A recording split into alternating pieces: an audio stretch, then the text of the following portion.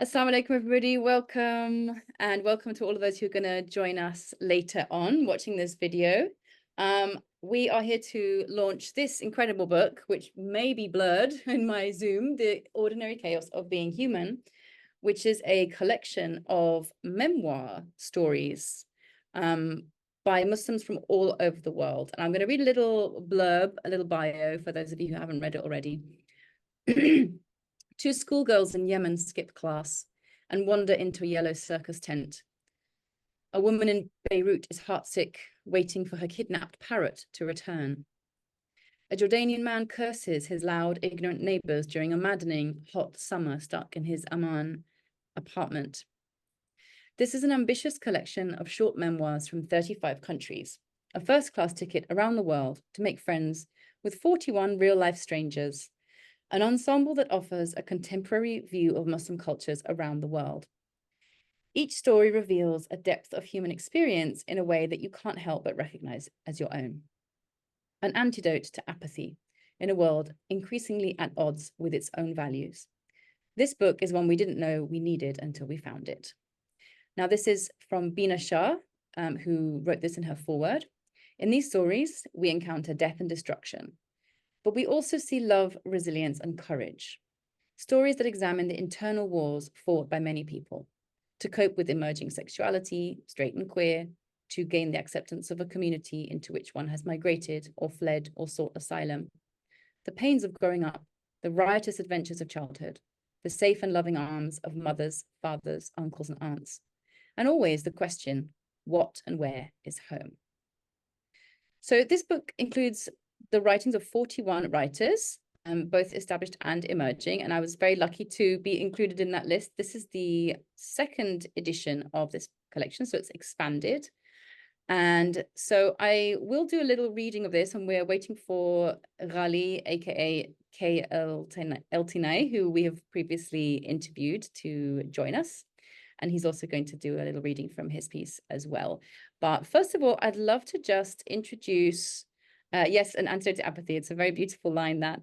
I'd love to introduce our editor-in-chief, I should say, Marguerite Richards, who brought together this and the previous edition and also published this edition. So welcome, Marguerite. Thank you. Thank you. Marguerite is joining us from all the way from Sri Lanka. So we have a truly appropriately international crowd today. Alhamdulillah. So I just wanted to ask you one or two things just to get the conversation rolling, and we can come back to more of this conversation later on. What was it that got you started? What made you inspired to throw this net out, try and find this wide variety of stories? It was a moment, I think, of recognition about how little we know about each other around the world. I mean, I definitely was recognition of my own lack of awareness of intimate connections with people living in countries all over the world. I've always been interested in traveling and getting to know people as I travel, but there's still so much of a lack, and there are so many misconceptions that people tend to form about those that they don't know. And so I was thinking a lot about that and how, at the time that I was conceiving the book, it was in 2015, and there were in Europe, the terrorist attacks started to happen again. Like there was just a big resurgence, and particularly in some of the places that that we're feeling closer to home, like in Paris, where I had friends living, or I had a restaurant where I had just been, and that was just making me angry, and just also thinking about how I'm not an activist whatsoever, but what I do have to contribute is my work in writing and my ability as an editor. And I was just thinking about how I really believe that personal stories are a way for us to connect with people that we don't know. And when you can connect with someone on a human level, on a personal level, it just really opens up so much more territory and so much more communication that you never would have if you didn't have that one-on-one relationship. So I think we need to get to know each other better. And so that's where it really started. So you'd been working as an editor on memoir for some time, is that right?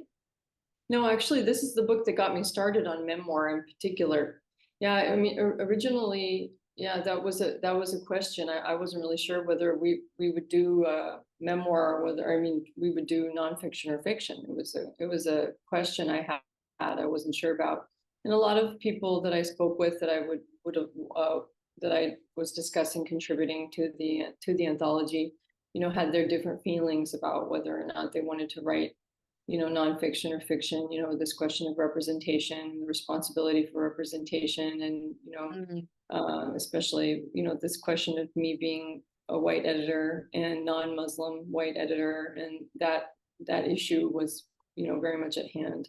But I don't necessarily want to focus on that conversation. I mean, I'm open to having it, of course, but I think it's really important to talk about the writing and the personal stories that are coming from they're coming through in this book, because that's the real point, is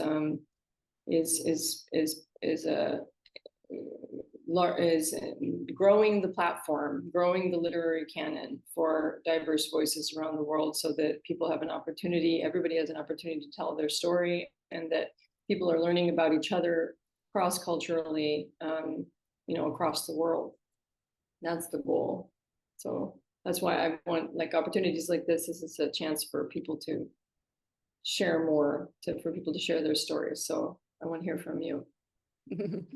Well, I mean, I just wanted to speak quickly to that point, in that also this is, I think it's such a unique collection, in that it also brings together so many different perspectives within the Muslim community, and it interprets that very broadly, from a Niqabi in South Africa to people who write very openly and frankly about their faith, but to others who have a, you know, a very tenuous relationship with Islam, or who have perhaps grown up in very challenging circumstances, and you know, experience doubts, or even want to get away from it altogether, which is something that you wouldn't normally see, at least from my experience anyway, like particularly in like sort of ostensibly Muslim sort of publishing.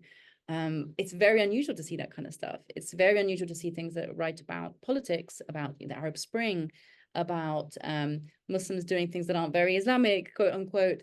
And to be able to have that, I think it was an interesting decision to maintain it as nonfiction, because then you really have that sort of raw honesty. You have that lived experience, the visceral quality of that, which is, it's very arresting, you know. And some of those stories are very painful as well. Like there's some very deeply challenging material in that, from the very sad, like in the lead Farazi Saber's piece, which had me in absolute pieces. And I actually used it in a writing workshop, as Ambarta could tell you, on our retreat, because I wanted to talk about time.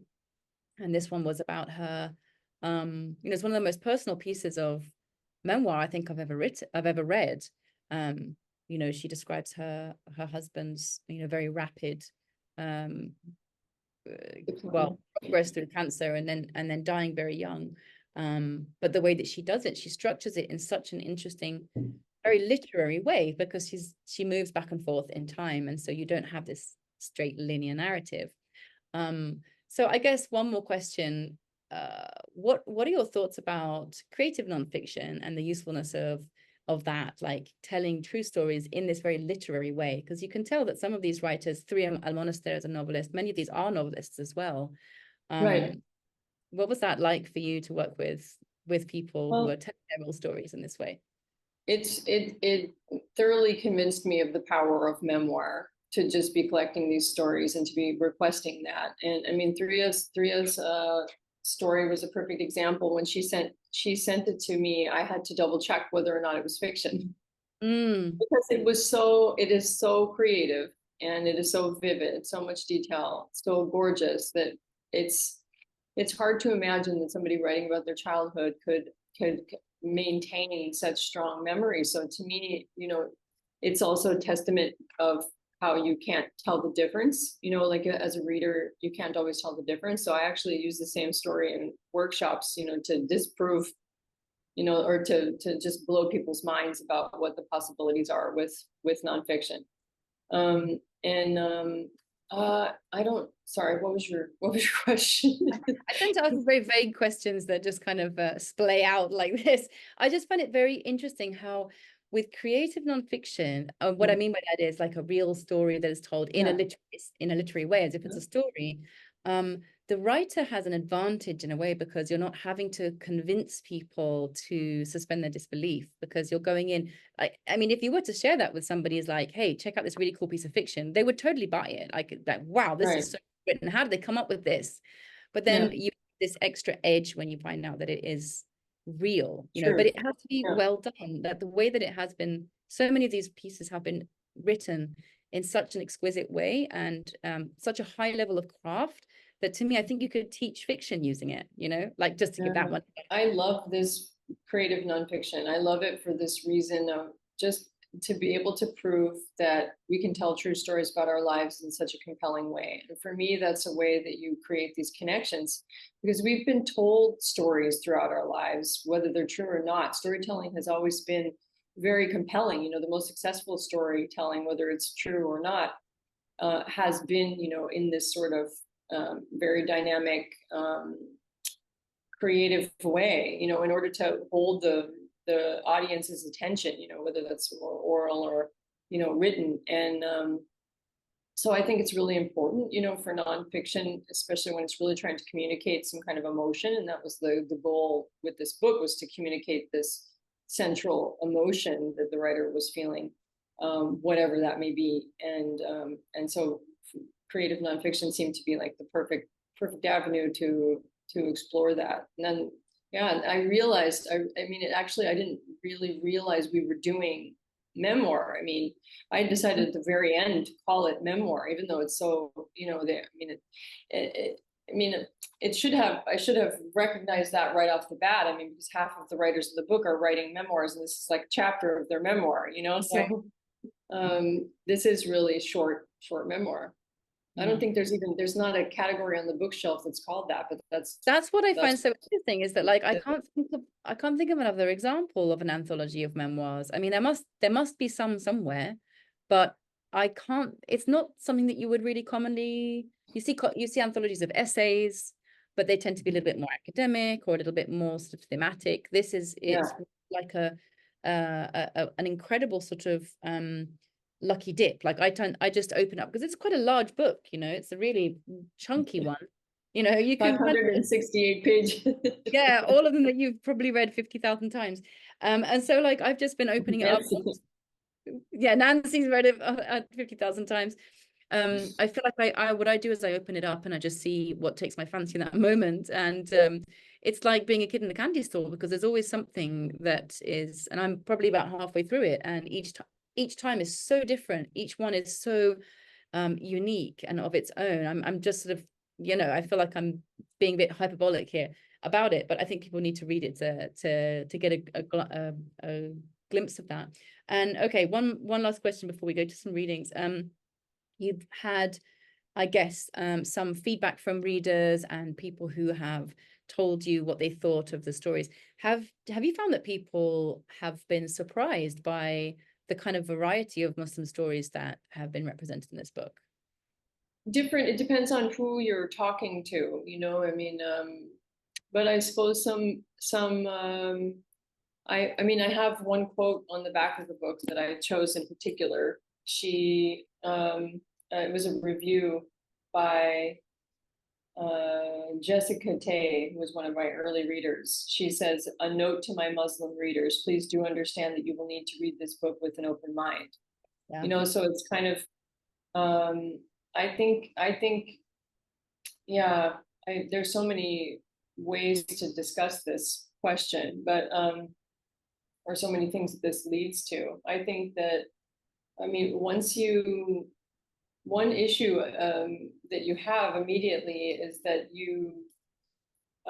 once you use the word Muslim as kind of a label on the book, then suddenly there are all sorts of ideas about what the book is supposed to be about and who it's supposed to include, and what kinds of stories are supposed to be coming through it, and, you know, what sort of formula and what sort of belief and level of belief and all of those things. You know, all of a sudden it belongs to this category of religious discussion. And so That's one of the reasons why I actually took the label Muslim off of the cover altogether, was because I thought that I wanted to have all of the writers, the contributors, to feel such a much larger sense of freedom in really just writing what they wanted to write, and not necessarily writing about religion or talking about religion. So I think that anybody who might approach this book, who originally saw with the title Muslim, might might have a different expectation of what the book was about. So I think that's why I took it off, was to just try to broaden the expectations even further. So yeah. Wow, that's a really interesting kind of executive decision to make, especially at the last. But also I think interesting, because it means that somebody might be drawn to this thing of, well, what, the ordinary chaos of being human. What is humanness? Why is it chaotic? Why is it so, like, wanting to have that little everyday window into that sort of those profound experiences that people have, that you access through those kind of everyday vignettes, and which is what I love so much about memoir, and often creative nonfiction and fiction, obviously they benefit from that too. And the last thing I'll say about that is I do appreciate having a kind of a deliberate ambit, or the intention behind it being to not judge on the basis of religiosity, on the basis of sect, on the basis of this or that. And I don't know, I doubt many of you will know my whole story, but both of my parents worked in publishing for, in fact my father still does, in various capacities for like Muslim publishing houses, for going back 40 years. So I can see the trends in Muslim publishing, and you would never see something like this coming from a Muslim publisher, it is a shame, because it means that you kind of you don't necessarily have those real life stories coming through. And when you don't have those real life stories, people who might be going through those things might not see themselves represented. So it's almost like a representation within a representation issue. I don't know. I'll throw that out there, and you guys can contest me, fight me in the chat. And please do put your thoughts in the chat, and your comments and your responses. Yasmin said, this Arabic square feels more like a collection of memoir too, as far as I have read, but it's just 180 pages. Yes, on something like that, you might find like a specific theme. I've seen, yes, some anthologies of this sort, but anthologies of memoirs are unfortunately scarce. So we should definitely have more of those. How did I come across this? I think I saw a call, or somebody forwarded me a call on Facebook, possibly, about a collection of memoir from Muslim countries. And I was a little bit like, I thought, I'm going to be a bit cheeky. I'm going to email and say, well, I live in Spain, and Spain does have a Muslim heritage, and there's lots of Muslims here who are kind of in some way connecting with that heritage. And yeah, so Marguerite said, yeah, sure, pitch away. So I sent my piece, which it actually began life as a blog post on my old WordPress. Oh, there he is. I see him. Ghali's here, just in time, saved by the bell. He's connecting to audio.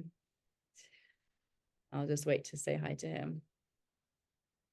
Feels like a real, like a cafe where people just come in, walking in, just, Yeah. Assalamu alaikum, Ghali. How are you? Good afternoon, everybody. It's great to see you. Hi. Oh, I'm so happy to see you. Nice to see your face. Thank you. So we were just having a little chat with Marguerite about the making of the book. I'm gonna do a little bit of reading. You guys can cut me off and tell me it's going on too long. I don't know how long to read for, like 5-10 minutes or something. Anyway, so this piece began as a blog post on my old WordPress Cave Mum, and it was freshly pressed. They used to do this thing where like they would feature it at some point, but it did go through some quite major evolution. So from the blog post to the final piece, if I was to do a comparison, there's quite a huge difference. Actually, it's probably about twice the length, and I moved things around, and I made little kind of inserts, and then during the course of the editing as well, Marguerite made lots of suggestions to move things around, and it's so useful to work with an editor. I can't emphasize this enough, because the things that you don't see, and an editor's going to see. And it becomes obvious. Usually an editor will be like, will say something, you'll be like, oh yeah, of course. And occasionally we kind of went back and forth, and I was like, I want to hold on to this. And finally we settled together on the title, which is Doing the Wool. Originally it was called Is She Dreaming or Is She Dying? So this is about a summer that I spent on a farm looking after some sheep in Andalusia. And unfortunately, the sheep had not been cared for very well. And when we took them on, and it got extremely hot, as it was August, in fact, it was exactly August 2012, 12 years ago. So this is how it starts. I found the first one slumped on the floor in the storeroom by the water reservoir. Her neck twisted at an awkward angle, her yellow eyes with their slotted cuttlefish pupils open, gathering dust. Usually as the sun began to set, the sheep trotted of their own accord to the barn, which was cobbled together from old doors, wooden pallets and bed frames, roofed with corrugated iron. This evening, one was missing. It was August 2012, south of Granada in Andalusia, Spain, and temperatures were soaring to 46 degrees. The sheep hadn't been sheared for 2 years and wore their death sentence in thick butter yellow coats. We were house-sitting a cortijo, a country house with a slate patio, perfect for scalding bare feet, with a gnarled wisteria over one end, set in one corner of a flat piece of land, 7,000 square meters in size. This could only be irrigated using a well, so we'd been piping the water sparingly to the young olive trees. Now the land in between had become a blonde, flammable expanse of dry grass that crackled constantly with crickets. Around the borders, there was a thorny lemon tree, a pineapple guava tree with fragrant edible flowers, a loquat tree, some sour grapevines, skinny psychedelic cacti, and pomegranates, their scandalous red flowers swelling as they fructified. A few walnut trees provided shade. Otherwise, the plot was a huge terrestrial frying pan, slowly sautéing the sheep alive. The owner of the flock, an elderly German man whom I will call Augustine, had driven them down from Germany to Spain in the boot of his car as lambs. But after being diagnosed with Alzheimer's, he had found it too challenging to look after them alone. The ram had butted him and knocked him over. Wild dogs had broken through the fence and turned the barn into a bloodbath. With his night blindness, Augustine hadn't been able to fend them off. That's where we came in. Ali and I were newlyweds. I had divorced only a few months prior and was bringing 2 kids who'd recently turned 4 and 2. I'd needed to get out of the house my ex-husband had built. It was a marvel of green architecture, complete with hemp bricks and burnished lime plaster pigmented with yellow earth dug out of a nearby cliff. But its arches followed the exact curve of the misery that still woke me up some nights like a gin pressing into my throat.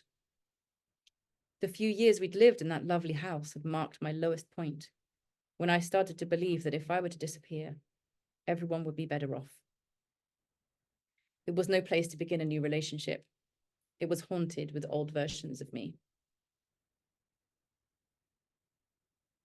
Augustine knew the man my new husband had been house-sitting for and had asked us to look after his cortijo and flock. No rent, just an exchange of labor. The farming life had this salt-of-the-earth allure for me.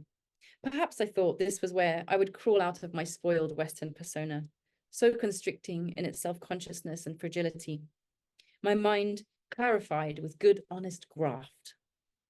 I was convinced that we modern humans were disastrously disconnected from the sources of the things we consumed, erasing millennia of human experiences that were coded into our genes, as surely as those crinkly filaments of wool were spun into the fabrics we depended upon for our survival.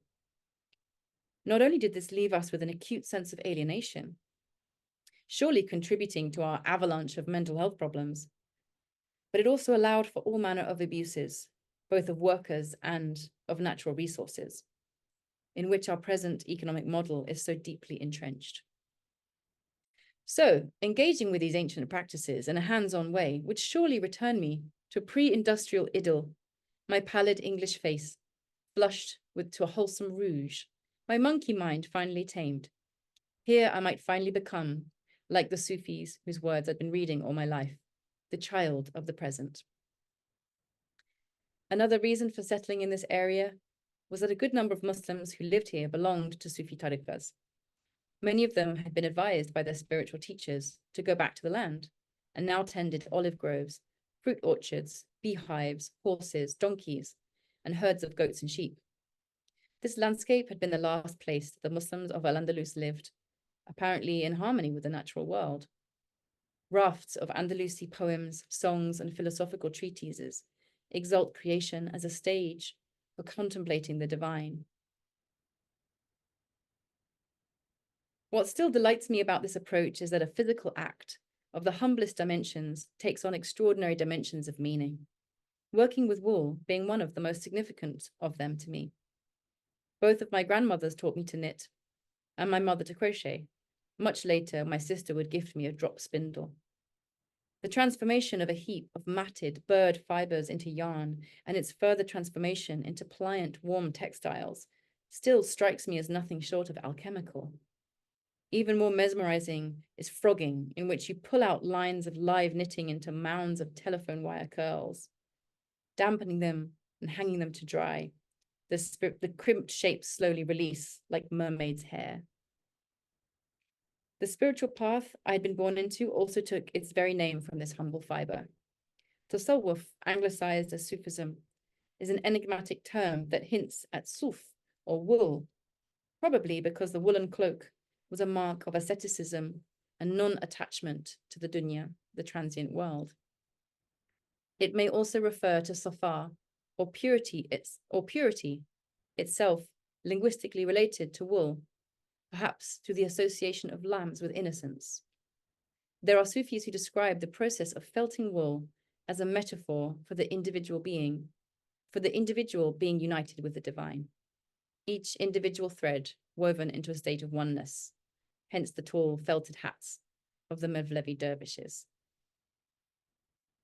So I'll stop there because what I tend to do, you can see in my writing, I like veer off in a direction over here, and then I have to wind my way back again. I sort of zigzag. I realize as I read it aloud, I start with a vignette, and that's where I think creative nonfiction has such power, because you can create these vignettes that really take you straight into the action.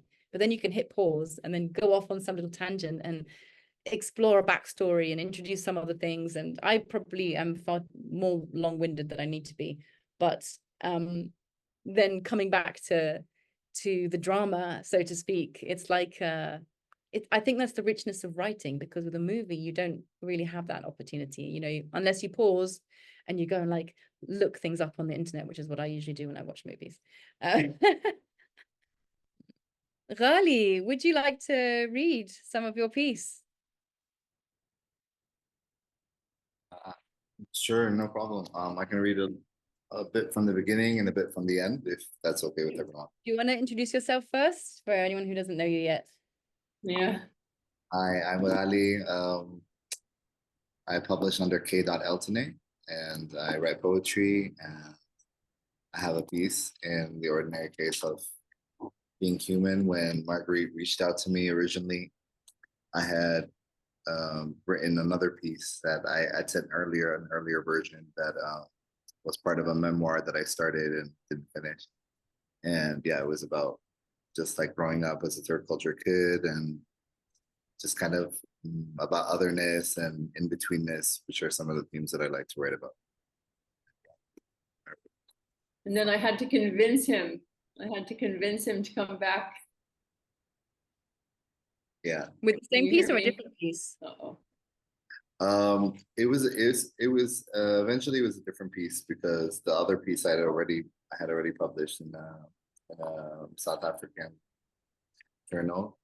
It was called Home, and it was really crazy because I submitted it. And then I kind of withdrew it, and then he reached out to me. And, Yeah. Yeah. And then I was like, wait. Come back.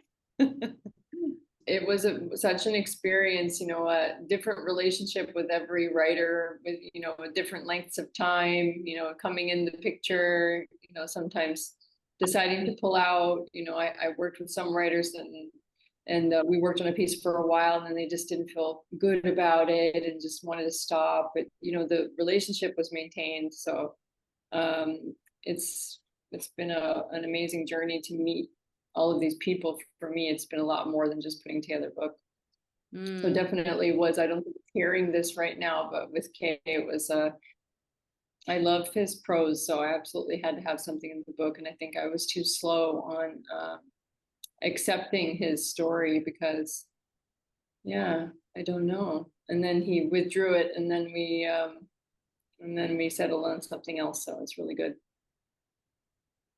And with you, Medina, you came later. So, and I'm so glad to have your story because, you know, as you know, as you describe how it's it moves, you know, like a river into different feelings. There's certain pieces in the book that are a lot more, you know, structured in a lot more obvious way. The writer has a sure-footed direction. It's going to lead you from here to there.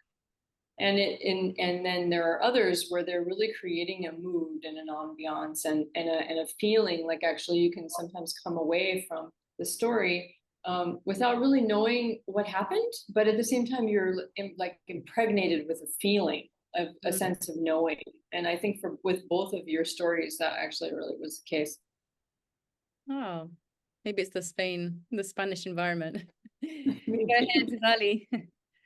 All right, so my piece in the book is called Nuestros Saludos, and I'm just going to read a little bit from the beginning and a little bit from the end. Okay. I peer into an art store as I'm finishing off my cigarette. There is a boy glued to his phone screen. Sketch pads, brushes, and canvases surround him. I start counting the things that are white inside, and I miss the last drag. I ask about a sketchbook that catches my eye. It's leather, the color of my skin, but he replies by showing me piles of different ones that are on sale. When I point to the gold-colored soft pastel pile behind the counter, he calls them camel. When I point to the mauve pile, he calls them wine. The only color we agree on is black, negro, he says in Spanish without making eye contact as he does the math on his calculator. Waits for the bill that will end our tete-a-tete about colors. I tear the plastic casing off my new sketchbook as soon as I find a terrace seat at a neighboring cafe and begin drawing a line of pyramids. In gold first, then purple and black, before a friendly waiter shows up and takes my order. When he returns, he asks if I'm drawing a fence or a border. I decide it's best not to tell him that I'm drawing home. The classical Arabic word for home, dar, is the same as the Spanish verb forgive, dar. So what exactly has a home given me? When you're raised between so many lands, cities blur into a tent of memories. You migrate forward with knowing that the only balm to soothe each new beginning is in one territory we never leave behind, home. So there are a few different stories inside of my piece. There's one about me using a bad word in school. There's also and my mom getting called in and just the confusion of it. And I'm going to read a paragraph of that. I found myself, as on many occasions, trapped between two worlds, attempting to explain the difference between the English phrasal verb and the Arabic and Greek expression for the identical thing. My mother told me she would deal with me at home. I carried on for the rest of the day with looming dread and like that. So at school, I had used the word S-H-I-T, and I got in trouble and I got caught. And the principal called my mom, but then they couldn't understand each other. So it was on a speakerphone. So he hung up, and she like showed up. She like rocked up at school and was like really upset about it. Anyway, I'm going to read the last one. 30 odd years later, I still sweat with this fever, a condition known as nostalgia that once discharged soldiers from the war. In the middle of the night, it's become ritual that my lover curls her back against my hands. I return to a living room that no longer exists. to the laughter of my parents in the car after I tried to tip the fruit vendor in Khobar, to the principal who only saw violence in words, not actions. The tension disappears in each of her muscles like those stones I flung into the Rhine River with the impetus of my youth, bringing back leisurely afternoons, dripping like kaya coconut jam from my child's lips in Singapore. As my hands pass over her skin, I think about the hidden milieus we collectively share, but only value for their differences. Identically colorful as those rosaries, misbahs as they are called in Turkey, used for dhikr, to remember, but known in Greece as kombolois, to bury worries and forget. I guess home gave me shelter in a few neat languages, a kitchen where I still drizzle honey over sliced bananas and cheese in the morning to fight off the ache of maybe today and tomorrow. Thank you. I love it. Yeah, I actually often quote, sorry, I'm interrupting you, Medina, but I often quote that when I'm doing my readings, because I read this section at the very end of your story because it's just a testament of that what I was just explaining, like how you're able to convey this mood and this essence of who you are, even though you might not really be understanding plot. You know, it's like plot doesn't matter. You know, it's more just like this giving, you know, of who you are. And I think that so much of this book does that. So that's a really good representation of that in such a beautiful way. I love it. Thank you so much. So it was a real honor to watch the book as well grow from the first edition to the second. And to meet, of course, all the wonderful writers who are part of the book. I really loved this line, the hidden milieus we collectively shared, only valued for their differences. And that's, yeah, it's like you can go zoom into the detail, into the specifics in order to have a better awareness of the universal. But also I think the fact that there are so many disparate stories in this book, you get to see those connections, you make connections across sometimes it might seem, well, apparently large distances of culture and whatnot, but also there is this theme that runs through it, which that line really, and your piece really strikes, it sort of pinpoints, which is that sort of movable home, the sort of inner home, or that longing for home, which everybody is experiencing wherever they're going. And I don't know if it's true to say that Muslims are particularly afflicted by the nostalgia. Certainly Muslims have had so many of these, very impactful experiences of colonization, of migration, forced migration, refugee status, asylum, all these kinds of things. But also there is culturally, and I even sort of, well, spiritually, doctrinally, I don't know, this sense that we all come from God, we come from the divine, and that there is this kind of longing for that home. So this sense of nostalgia and where do I belong and where do I fit, which you really talk about so succinctly, well, and very evocatively as well. But I feel like there is a thread that kind of moves through a lot of these pieces, maybe not every single one, but yeah, something that I noticed as well. That's a really interesting comment that you made, Medina, because yeah, I think that's true for a lot of people, obviously in the Muslim world, and I think especially for people who are third culture kids. Like I grew up moving into the same house in different countries all over the world, and then each time taking my clothes off of one shelf in a place and then moving to a new place and putting those same clothes on a different shelf that was pretty much the same. And that sensation and that way of growing up and like just constantly always moving from one place to the next, where inside of like a little base compound, whatever, everything was like perfect. And then there was the outer world, which was the actual country that you're living in. Like it's a really, I think it's an experience that makes you also kind of, and also this idea that like, for example, if I want to go back and visit a school that I went to, like that school doesn't exist in the way that I knew it anymore. It might still be there. It might not even be there. Like it's the fact that you can't physically go back to those places. And I think that the same can be said about obviously many places in the Middle East and all over the world, or Sudan right now, in the sense that it is another home that I knew that I can't go back to anymore because it's not there. So yeah, I think it's a very human thing, this idea of of home and also of migration. It's a direct result of that. But I really like to reflect on that. Yeah, and I mean, we can pull that thread and more comes out of it as well. It makes you realize that a story is a home, or it's a fragment of home. A poem can be a home, a song can be a home. Those are the things that we carry in those hidden milieus that you can't, you won't be able to leave behind unless you have I don't know, brain trauma or something. And even then, I read when I was studying psychology back in high school that there was an Iranian, well, I don't even know what country I'm talking about. Irish, began with an I.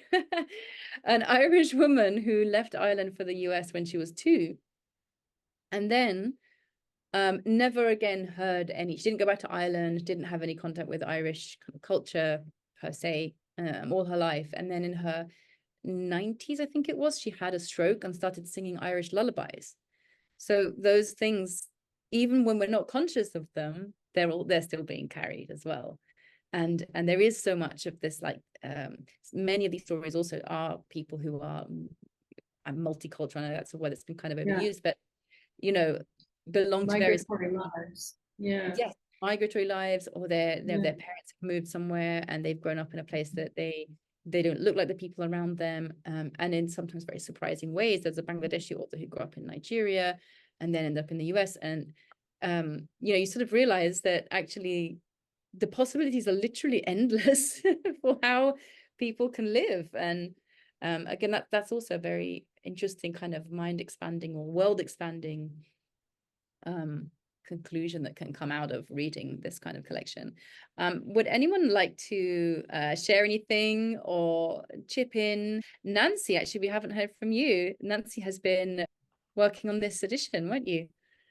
Yeah, I worked on the first one as well.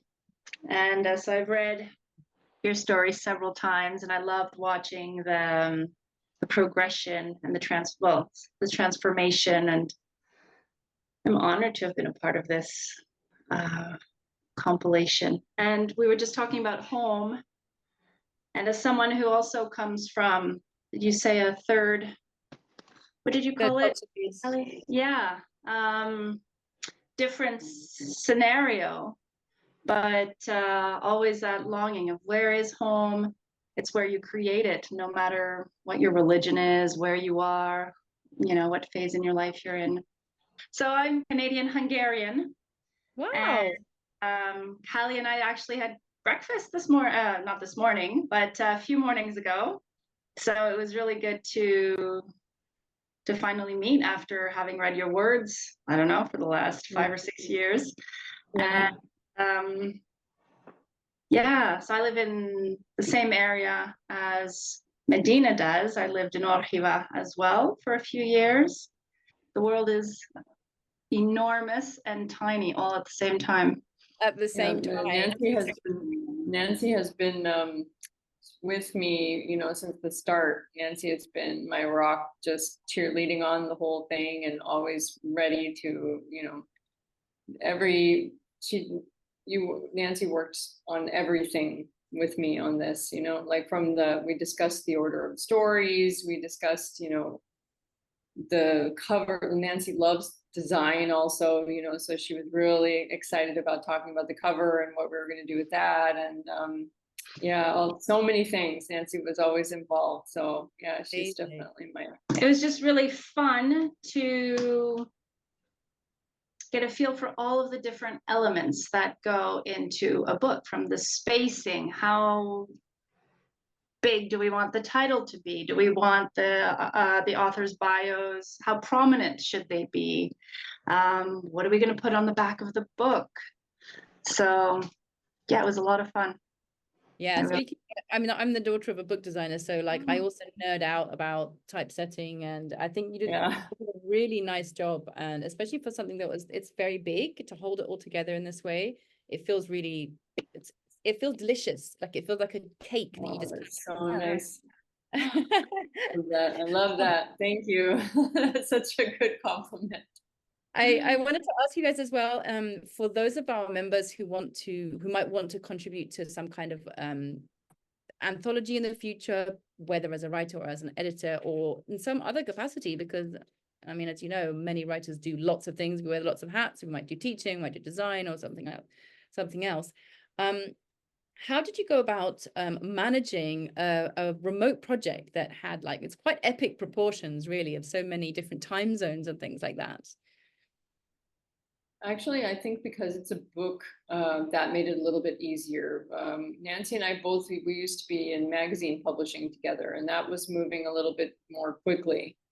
I mean, actually, we did have an annual magazine, so, but it was still annual. I mean, this book was an 8-year project, so it, I think that helped, you know, to have sort of a rolling deadline on things. And actually, it's not such a bad thing sometimes when you're in different time zones from people, because it allows you, you know, sometimes if somebody's working in California, you know, for example, you know, they can be working on something while you're sleeping, and then they deliver it to you the next morning, you know, you wake up. So actually you can use it to your advantage. And everything is so, you know, especially with writing projects, everything is written and done by email, you know, or you might have a phone conversation anyway. I mean, it's all very solitary work anyway. So I actually didn't find that to be much of a challenge. I think it was just made more easy because our technology is better, you know, nowadays. And, you know, it's just so easy to just chat and, you know, shoot over an email, and then they have it and deliver files, and, you know, everything is quick. You know, WeTransfer is amazing, you know, Dropbox, all these things make our life so much easier. Did you use any apps like Notion or something like that to manage all of the disparate pieces? No, actually, we were at Excel. Yeah, no, we were all Google Chat, Google Sheets, Google Docs, all Google. Yeah, Google girls for sure. No, workflow situation. I mean, I thought about that sometimes, but not really. I mean, it was mostly using Excel was really useful, actually. Wow. Yeah.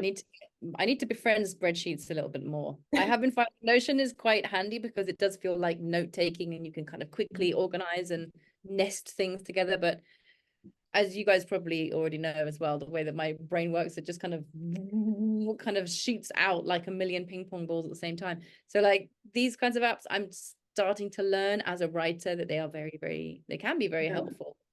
Google Sheets, Excel, these things are useful because it's restrictive. That's what I was saying. It restricts the amount of content, the amount of writing you can put. So it actually forces you to be more concise and more organized. So that's one of the reasons why I like it. You were really impressive with your organization, and I saw in the second edition that you ramped things up.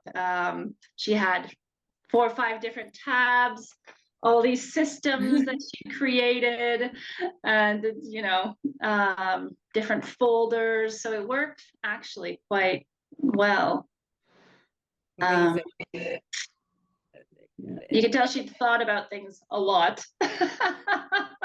I just find it so fascinating to see how writers fit writing into their lives, and editors as well, because, you know, so many of us, well, it is very hard to make a living doing these kind of creative things. And so living abroad is one of those ways that you can actually make ends meet if you are able to make. That's right. You know, make it definitely work. the case. Yeah. If you can earn somebody else's, according to another country's, you know, like a first world country's economy, and then live somewhere else and, you know, balance the books a little bit. That's for sure. If I were still living in the United States, I wouldn't have been able to afford to do this book. So it really helped to be here, to just be able to manage the costs. Yeah, amazing. Okay, so I'm going to ask one more question, and I'll leave it open for anybody else who wants to pop into the chat, but I am mindful we have some people who are, it's very late for you guys. And Mel, the trooper, is it's up past midnight now in Hong Kong. What advice would you give to somebody who wanted to go into creative nonfiction or memoir as a writer? What do you see works, for example? And what do you think some of the, maybe perhaps some of the pitfalls might be? What do you mean in order to successfully write, or do you mean to make a career? Because that's not the same thing, right? Is it not the same thing? I would like it to be the same thing.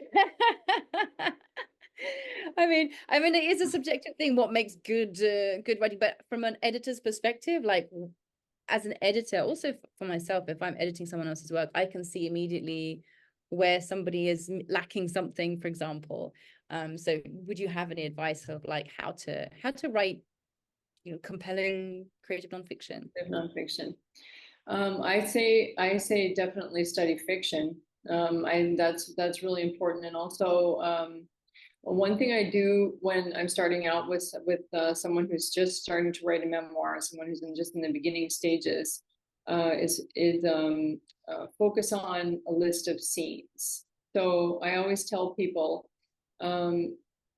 if you can imagine that you're on your deathbed and you're meeting a friend that you hadn't seen for 10 years, and it's your last chance to tell her everything that's happened over the last 10 years, and that's the part that you want to write about.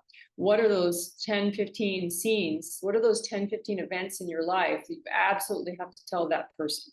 You cannot go to your death or go beyond, if you don't tell her, that most important person, what those things are. So what are those? And so those scenes, like those 10 to 15 scenes, if you can write those scenes and you can write them in a way where you're not, it's the classic show, don't tell, you're really bringing the reader into the moment on each of those scenes. If you can come up with 15 of those, then you have a book. So that's one thing. That's one technique that I have to get people to really focus on. Very active, compelling, creative nonfiction through scene. Yeah. Wow, amazing. I really agree as well. I think what we don't get taught enough when we're learning to write at school, we're taught how to write an essay, we're taught how to like structure an argument and write a conclusion, and how to present evidence as if you're like a lawyer in court or something like that. But bringing people into, and I think because so often in academia you're taught to take yourself out of the picture, and you're taught to deliberately omit all of those details as if they're superfluous. However, I think it can be an incredibly educational moment. It's a way to, so often if I want to learn about a particular period of history or a particular area of the world, I would gravitate much more towards somebody's memoir or a piece of creative nonfiction than just a dry history book. But yeah, things like developing setting, character, dialogue, there's sometimes you'll have a conversation in the middle of that, and it really brings it to life so much. Even if okay, well, here's one more question then. What do you think about stretching the limits of the truth for the benefit of making a good story, or condensing the gaps? Yeah, I always love that question, because I mean, the answer is that it's your own truth and your history, the life that you led, and this is your story. Yeah, you absolutely own your story. I do encourage people, though, to really be honest with the reader, because it really doesn't hurt to just constantly be honest.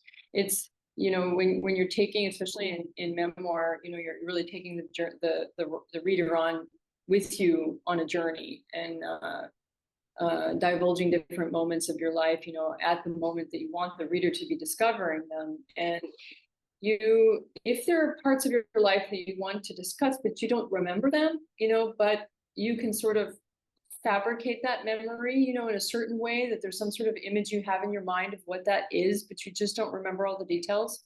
If you tell the reader that, the reader's not going to fault you for it. The reader will take whatever, if you say, I'm not exactly sure that this is true, but I'm reconstructing it for you to the best of my ability. I saw, 5 photos that gave me this image, and this is how I remember my past. If you say that, this is your truth, so you're perfectly honest by saying that some of it might be, a little bit fabricated in your own mind, but that's your memory of what happened in your life. So I would say it's really important to be honest, but it's you who is the owner of that truth. So that's how I look at it.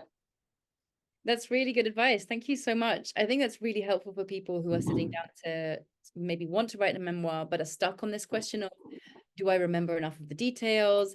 Am I going to be treading on people's toes? And I think there are ways around that. You can, by addressing them straight up and by saying, you know, either anonymizing somebody or changing a few details, but expressing like, this is, I'm having to make these choices because I want to protect people, or I'm making these choices because I simply don't have all those facts. Then again, because nonfiction, people will trust. There's a different relationship to the text, isn't there? Right. Yeah, that's another really common question that comes up, is people that hinders people from writing their stories, is they're worried about hurting people in their lives that they're going to write about. And I always encourage them to write anyway. It's really important. People they have to write anyway first, is what I mean to say. People are, they stop in their tracks, you know, just with this awful fear of hurting somebody that they know that they're going to write about, but this is before they've written it. And you might be actually very surprised that you don't actually write about those people in the same way that you might have thought you were. So the most important thing is just get it all out on paper, because it's for you only to start with. You don't actually know how you're going to convey the person until you've done it, you know. And then once you've done it, at that point, you know, you can pull back and, you know, with only one other trusted person or an editor, you can determine, this was too much, I need to take something out, or maybe I have to run this by that person. You know, I've heard many, you know, really great memoirists talk about how they deliver their manuscript to the mother that they didn't want to see before it was published, or, you know, whoever it may be, and that it was very cathartic for their relationship actually to have gotten it down on paper. And that sometimes the subject that you're writing about will be, they won't even find fault. I'm annoyed by that. Take that out, you know. And it's not that thing that you were so worried about. It's something silly, you know. And so that's why I always encourage people, you know, don't get wrapped up in that concern, not that you can't write about someone in your life before you've written it. Just write it. Just get to work first and then look back.